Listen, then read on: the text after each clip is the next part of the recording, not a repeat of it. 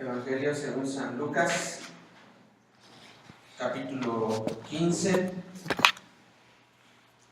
y vamos a darle lectura al verso 32. Todos dicen: mas era necesario hacer fiesta y regocijarnos, porque tu hermano era muerto y ha revivido, se había perdido y es hallado. Inclinamos nuestro rostro. Señor, Dios nuestro, pues en este momento oramos a ti, nos inclinamos a ti en oración para suplicarte, pues, bendición a través de tu palabra. La hemos tenido en todos los actos y ahora, Señor, a través de tu palabra queremos esta bendición también. Ten misericordia, Señor, derrama de tu bendición en príncipe de paz. Y a mí, pues, como un instrumento en tus manos, úsame para tu gloria. En el nombre de Cristo Jesús. Amén. Pues este 31 de octubre pasado se cumplieron 497 años de este acontecimiento memorable, donde un monje agustino desafió a los poderes de la Iglesia de Roma y clavó sus 95 tesis en la puerta de la catedral de Wittenberg, Alemania, con el objeto de platicar sobre estas tesis, ¿no? Pero desafiaba a nuestra conciencia, o a la conciencia de los que vivían en ese tiempo. Era desafiada la conciencia cristiana a regresar a sus orígenes, a regresar a las raíces, un retorno a únicamente la gracia, a la fe, a la palabra, un retorno a Cristo, un retorno a Dios. Y hemos visto esto en domingos anteriores. Nos han predicado de sola fe, sola gracia, sola escritura. Hoy corresponde a solo Cristo, solamente Cristo. Cuando decimos o cuando nos referimos a reforma, pues se refiere a dar nueva forma, volver al origen, es lo que decimos, ¿no? Ya hemos visto en otras ocasiones también la condición de la iglesia. Y hemos analizado en clases, a lo mejor en sermones también, la condición de la iglesia. Por mencionar algunas que a lo mejor no hemos escuchado, por ejemplo, había un cráneo en Roma, se exhibía un cráneo, y se decía que era de Juan el Bautista. También en ese tiempo la iglesia exhibía 19,000 huesos pequeños y que se suponía que eran de Cristo, se exhibían en Alemania. Se ponía también en España, habían 18 tumbas que se decían que eran de los apóstoles. Habían o circulaban trozos de madera con el argumento de que eran de la cruz de Cristo, fragmentos de la espina o de las espinas de la corona de Cristo. Y todas estas cosas la gente pagaba por verlos, los veneraba. Y cuando alguien lograba verlos, a lo mejor tocarlos, hacían méritos para su salvación. Así se pensaba en ese tiempo, ¿no? Acerca del purgatorio, por ejemplo, en Roma habían 30 monedas de plata y se argumentaba que eran las que había recibido Judas, de la forma en que había vendido a Jesús, ¿no? Lo había traicionado. Y se decía, bueno, si alguien puede pagar su indulgencia y tiene la oportunidad de besar estas 30 monedas que están exhibidas en Roma, si algún feligrés puede hacer esto, pues va a reducir 50 años su estancia en el purgatorio. Entre esas cosas, ¿no? Se decían también.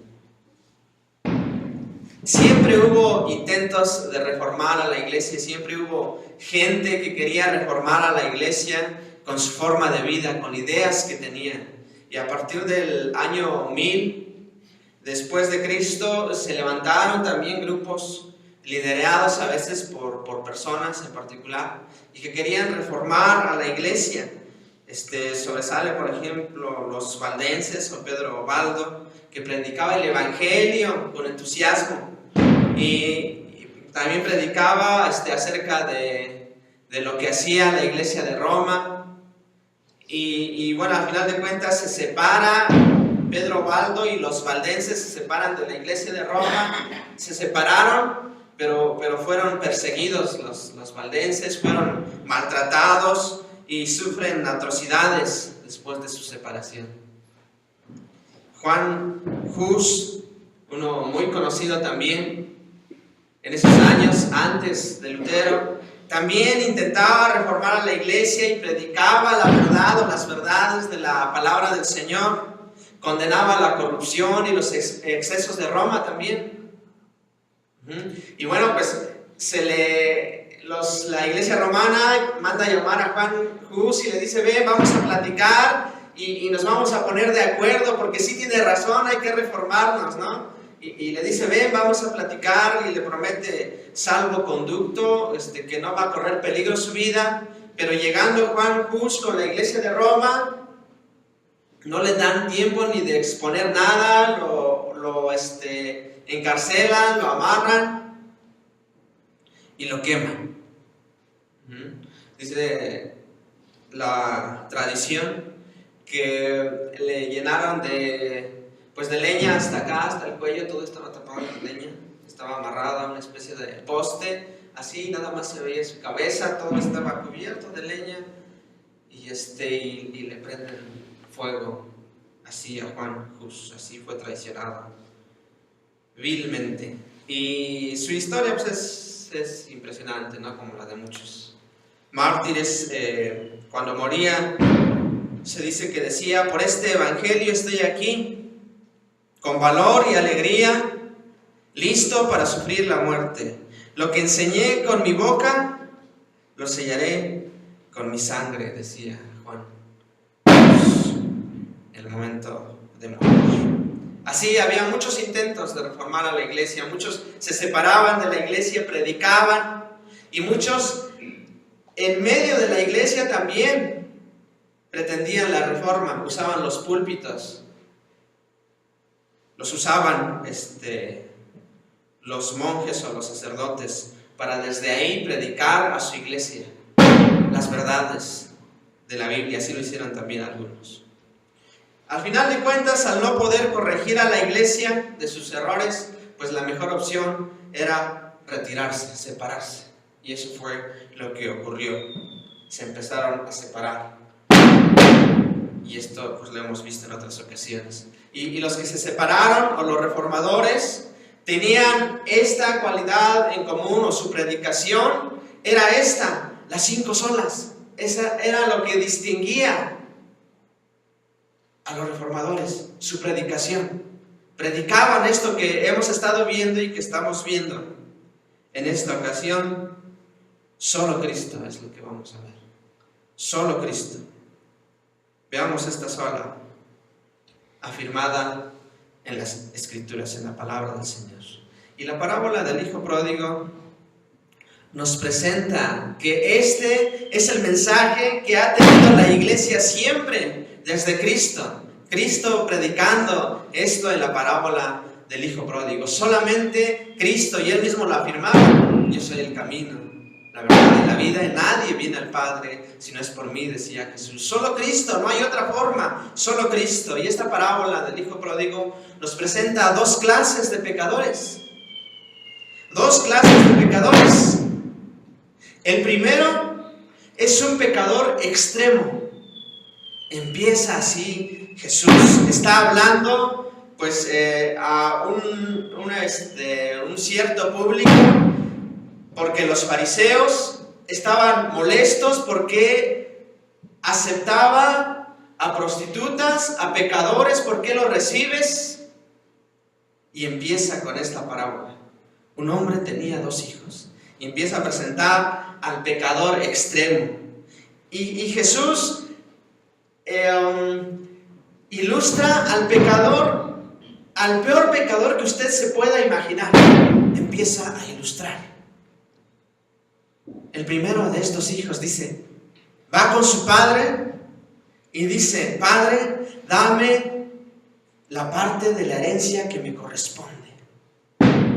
Esto era inconcebible para los fariseos que escuchaban. Esto no podía entrar en su mente. ¿Cómo es posible que alguien vaya, que un hijo vaya con su padre y le pida la parte de la herencia? ¿Cómo es posible esto? Esto no existe. ¿Cómo se te ocurre esto, Jesús?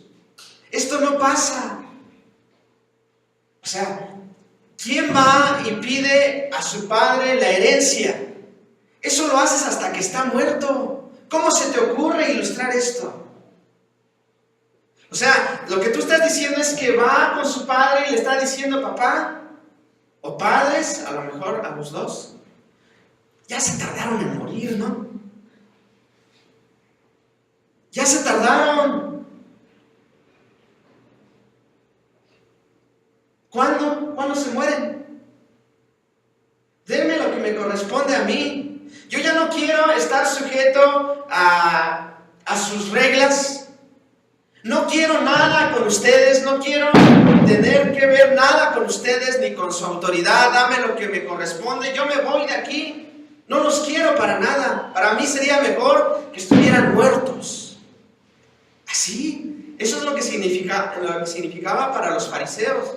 Que Jesús estuviera diciendo esto. Un hijo va y le pide a su papá, dame la parte que me corresponde.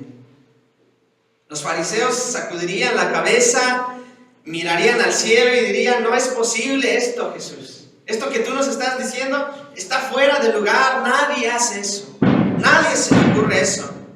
No puede ser que haya un hijo así. Y sigue empeorando las cosas. Jesús sigue empeorando el cuadro y dice que todo lo que tenía, el Padre le dio, y todo lo que tenía lo convierte en efectivo. Esto era terrible para los judíos. O sea, le dan al hijo sus terrenos, le dan al hijo sus animales, porque a esto se dedicaban, y les dan sus posesiones y lo convierte rápido en efectivo. ¿Cómo se te ocurre esto, Jesús? ¿Cómo va a ser esto posible? La única forma de que tenga esto en efectivo es que haya vendido y vendido barato. Esto es un insulto para el pueblo judío. Esto no se hace, ¿no? No se puede, así no. ¿Cómo va a ser posible? No solamente desprecia a su padre, a su madre, se quita de su autoridad, no solamente hace eso, sino que a su nación, a su esfuerzo de toda su vida, lo abarata, lo vende, y no aprecia para nada su trabajo, no aprecia para nada lo que ha formado durante mucho tiempo y lo vende. Y luego sigue empeorando Jesús la situación y dice, no solamente hizo eso, sino que se fue de ahí y se fue y lo gastó a una tierra lejana, lo gastó allá. ¿Y si se acuerdan cómo eran los judíos? Los judíos cuando salían a otro lugar y regresaban a su nación, se sacudían el polvo que traían de otro lugar, porque para ellos no era nada digno ni siquiera traer el polvo de otro lugar a su nación. Pero este está diciendo, decían, ¿no?, los fariseos, Jesús está diciendo que menosprecia a sus padres, menosprecia su trabajo, vende barato y luego se va allá y gasta allá. Qué terrible es esto. Es una pintura de lo más terrible que usted se pueda imaginar, del pecado más terrible. Y si lo pasáramos a nuestros días, ni siquiera puedo ilustrarlo, ¿no? Pero que yo me acercara a mis padres y que les dijera esto. a mis padres, ¿no? Y cuando lo estuve pensando dije, pues hasta me partió el corazón. Y no que yo sea bueno, ¿no? Yo tengo mis errores también y soy malo también, ¿no? Pero decirle hasta a mis padres, ¿cuándo se mueren? Ya se tardaron en morir, ¿no? Denme lo que me corresponde, yo ya me voy de aquí. Y no solamente les dije eso, sino que vengo a la iglesia, me paro aquí en la iglesia y los maldigo a ustedes. Y no quiero la autoridad de nadie. Ajá. Y luego me salgo de aquí y se enteran ustedes que me fui a gastar lo que me dieron mis padres con los asesinos de mi familia, de mi esposa y de mis hijas. Me los fui a gastar con ellos. Es terrible, el cuadro que presenta Jesús es terrible para los fariseos. No puede ser que pase esto. Esto no es posible, es inconcebible. Esto no puede pasar, esto es lo peor de lo peor que usted se puede imaginar. O sea, de tal forma que para ustedes yo no tengo perdón de Dios. Ajá. He hecho lo peor de lo peor. Y así le pasa, ¿no? a este de sus hijos. Y después sigue diciendo Jesús en su ilustración, dice, en su parábola. Pero sucede algo inesperado. Llega un hambre muy fuerte, muy terrible. Ese tipo de hambre que te lleva a la desesperación, a comerte la ropa, no sé, hasta el mismo zapato, ¿no? Un hambre terrible, ¿no? Me imagino que no hubo lluvia, porque no había forma de alimentarse, no tenía efectivo, porque se lo había gastado, pero no había forma de alimentarse, de ir al campo y de juntar, pues yo qué sé, ¿no? Hierbas, lo que sea, ¿no? Y comer, no había forma. Era un hambre muy terrible. Y incluso sigue diciendo la parábola que es muy conocida. Por eso no estamos haciendo mucha referencia, ya lo leímos. Intenta comer la comida de los cerdos, las algarrobas, ¿no? Y porque este tipo de plantas no la puede digerir el hombre, entonces por eso había todavía. Si no, pues ya se hubiera acabado también, ¿no? Pero había, porque únicamente lo pueden digerir los cerdos. Y entonces había esto, sobraba esto, ¿no? Intenta así alimentarse. Y luego ocurre, pues, lo más maravilloso. En esa hambre que está terrible, este hijo se da cuenta y comprende su situación. ¿Qué estoy haciendo? ¿Qué hice? ¡Qué terrible soy! ¡Qué pecador soy! Vuelve en sí, se acuerda de todo lo que hizo. ¿Cómo le pude decir eso a mi padre? Estaba yo cegado. ¿Cómo hice esto? ¿Cómo desprecié? ¿Cómo lo humillé? ¿Cómo lo insulté? He pecado. Soy el peor pecador que pueda haber en la tierra. Mi pecado es tan grande que llega hasta el cielo. Soy el peor pecador. Y ahí está el arrepentimiento. Los primeros frutos del arrepentimiento. La misericordia de Dios. Voy a ir a mi Padre. Y me imagino pues el dolor en su corazón que he hecho. Voy a ir a mi Padre, me voy a postrar ante Él, le voy a decir, soy lo peor de lo peor. No soy digno de ser tu hijo. Voy a ir con Él, les dice Jesús. Entonces, cuando Jesús dijo esto a los fariseos, uno se imagina a los fariseos. Por fin algo coherente. Todo lo que habías dicho es absurdo, Jesús. Nadie hace eso. Pero lo que estás diciendo ahorita apenas parece que está entrando ya algo pues de más coherencia. Ajá. Y dirían los fariseos, bueno, pues que venga el hijo y que se le diga, ve a la aldea más cercana, échate polvo en la cabeza y pues quizá te escuche. Regresas, me besas los pies y te voy a decir cómo te vas a ganar el derecho de regresar. Eso era lo que correspondía. Eso era lo que correspondía. Y no pasó eso. Sigue la narración de Jesús.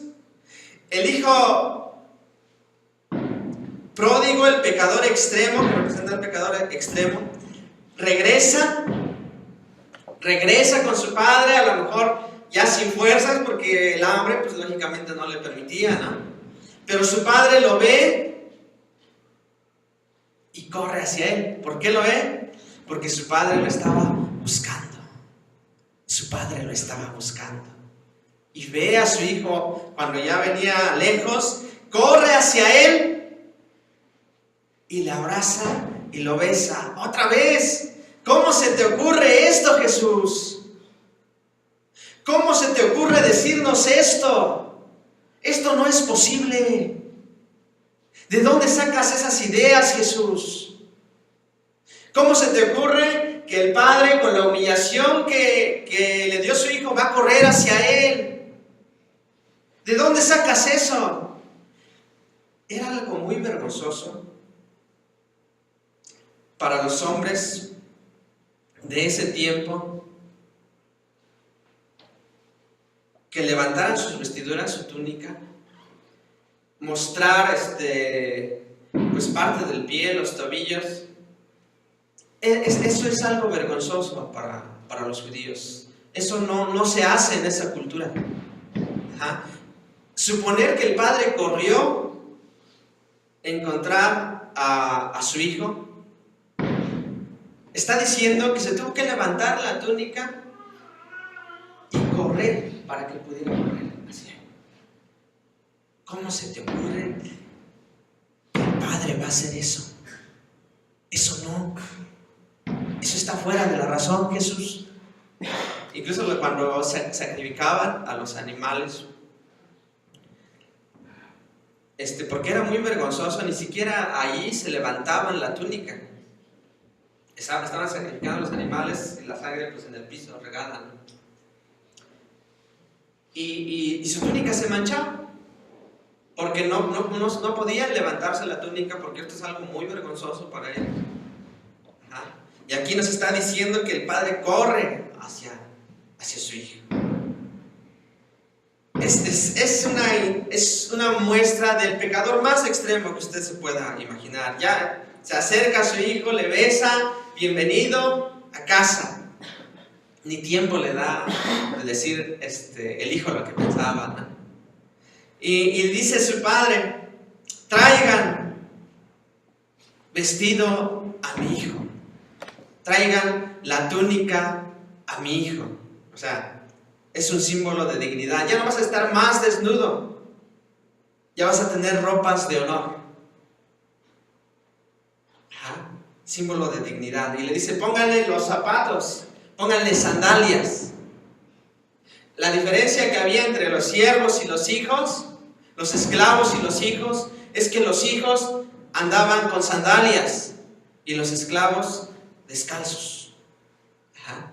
Y le está diciendo en otras palabras, tú eres alguien digno y tú tienes una relación conmigo, tú eres mi hijo, tú no eres un esclavo, tú eres mi hijo.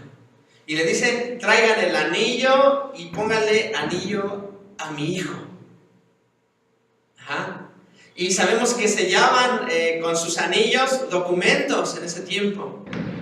En otras palabras está diciendo, eres alguien digno, no debes andar desnudo, eres alguien digno con ropas buenas, no eres un esclavo, ponte sandalias y tienes autoridad en esta casa.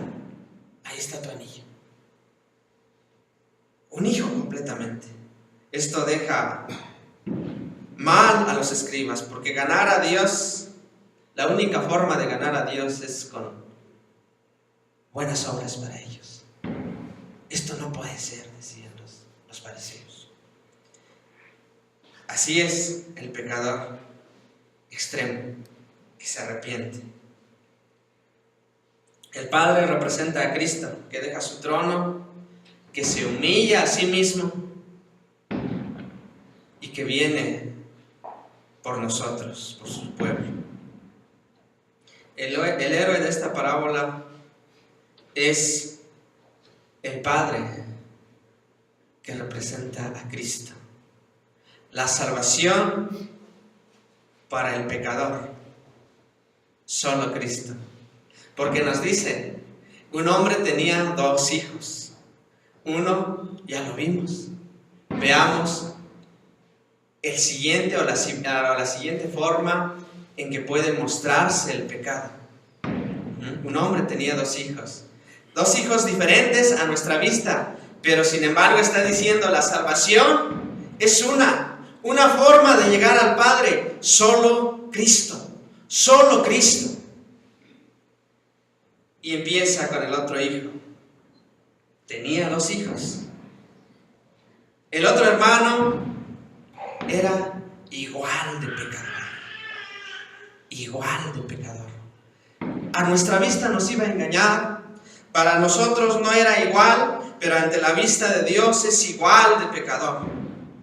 Esconde su pecado, esconde su odio a su hermano y a su padre bajo la cortina de buenas obras.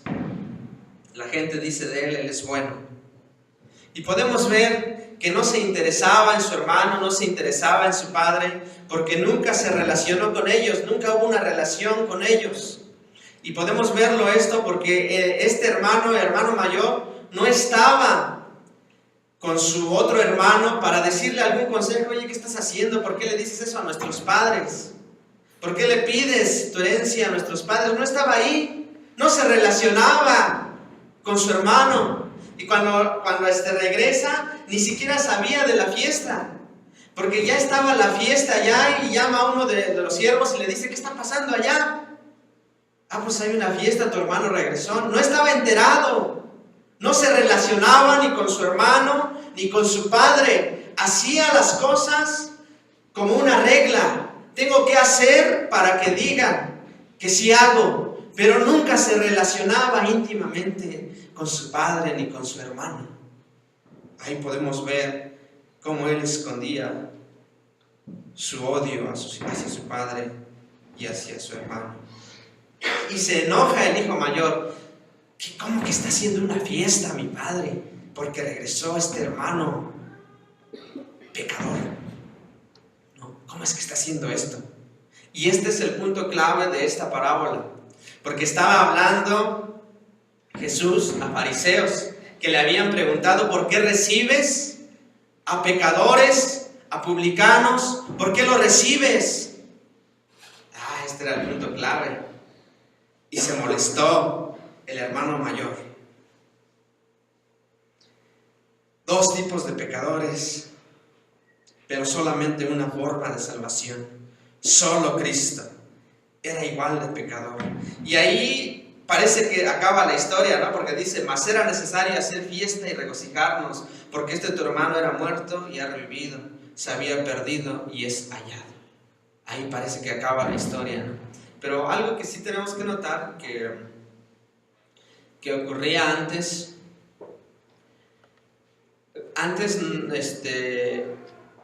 no había pues disponible mucha escritura, y las cosas se transmitían de memoria. Eran muy buenos con la memoria para memorizar. Y sabemos esto, ¿no? Había escribas o personas que de memoria se sabían varios capítulos de la Biblia, muchos. Pero algo que tenían ellos es que para aprender a memorizar lo hacían en versos, así se hacía para memorizar mejor la palabra.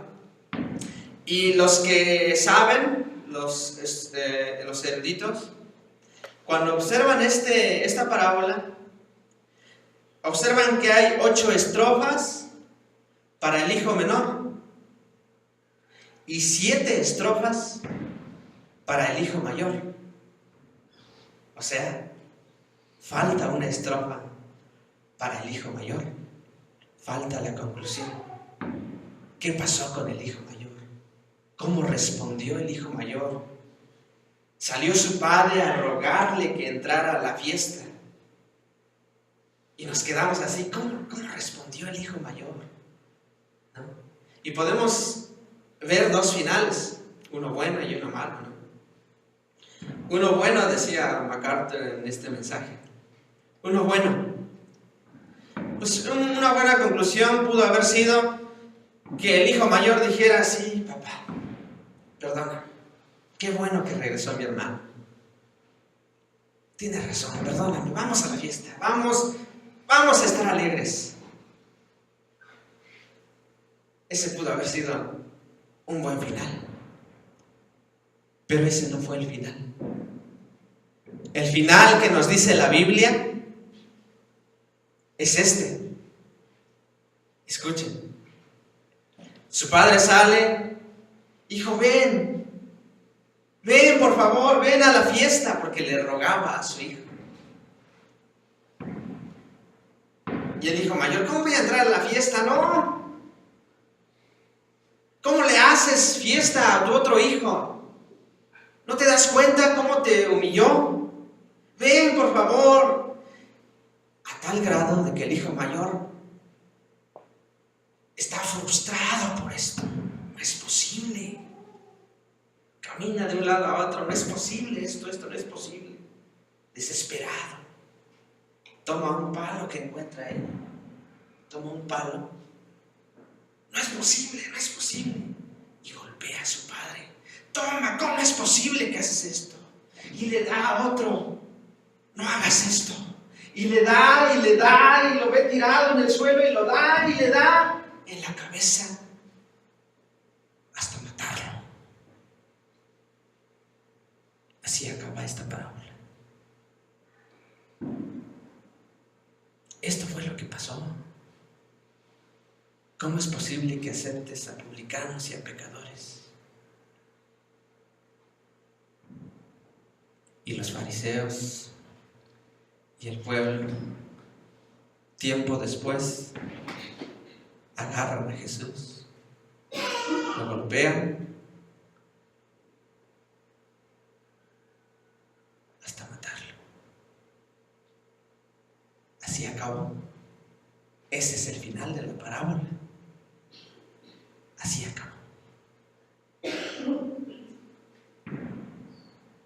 Hay 2 tipos de pecadores.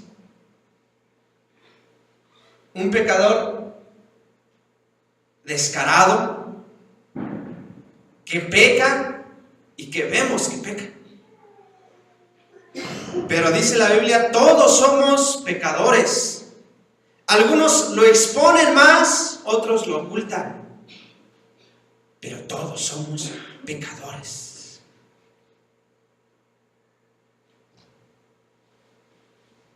Solo Cristo. La forma de salvación, solo Cristo. No hay otra forma.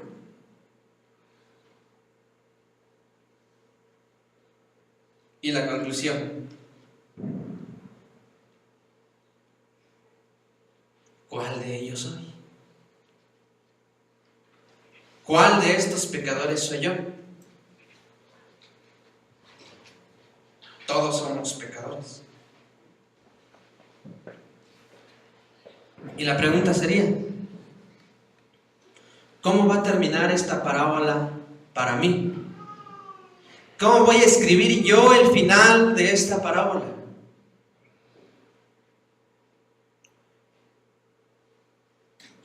He pecado, Señor. He pecado. Soy el pecador más extremo que pueda haber. No merezco ser llamado tu hijo. ¿O voy a seguir escondiendo mi pecado?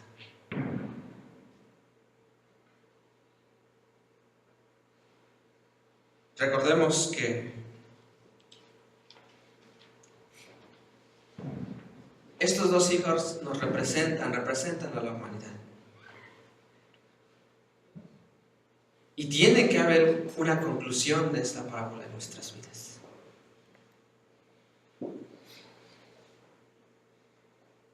No dudemos, confesemos nuestro pecado. Él es fiel y justo para perdonarnos y limpiarnos de toda maldad. Póngase de pie.